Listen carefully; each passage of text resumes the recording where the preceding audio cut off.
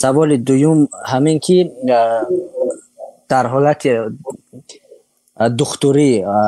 دکتری جراح یگان نمود نوی اپراتسیا برای یاد گرفتن اول میریم در مرگ طرز درست شو یه بار تجربه میکنیم یاد میگیریم بعد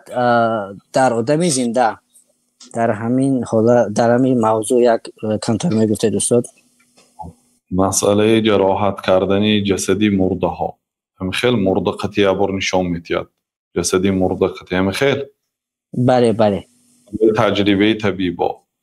این مسئله خلافی هست از جمله مسئله های معاصر هست مسئله های نوازل هست در کتاب های قدیمه نیست این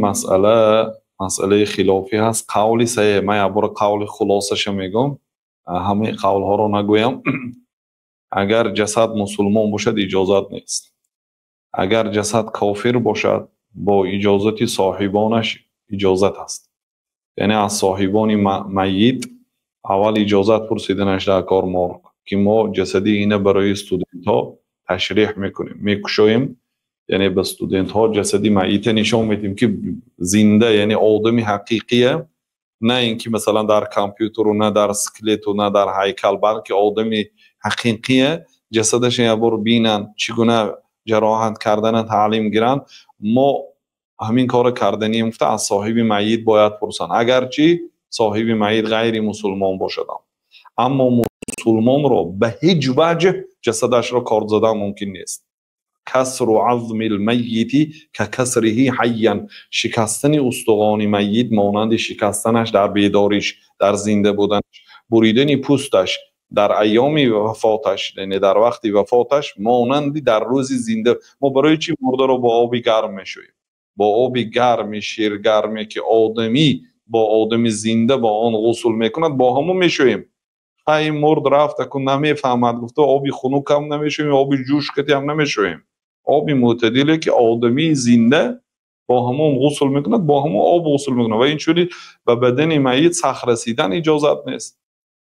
این حرام است و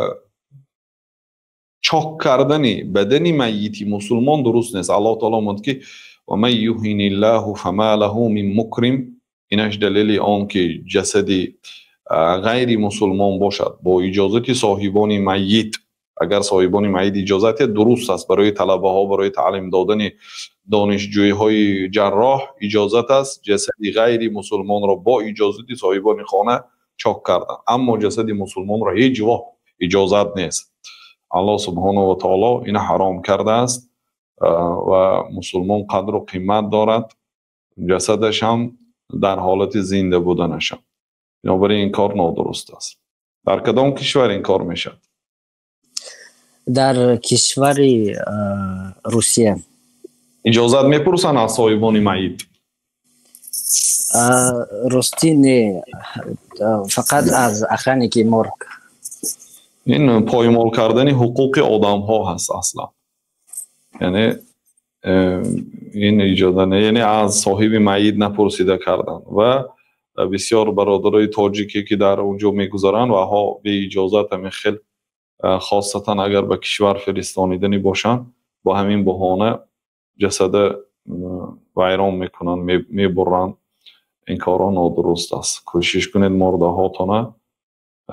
فقط در حالت های ضرورت برای اکسپرتیزی مثلا حالت قتل حالت مرگی مثلا شبهناک یعنی احتمال است که میت کشته شد اینم اگر برای سخت یافتن قاتل ضرور باشد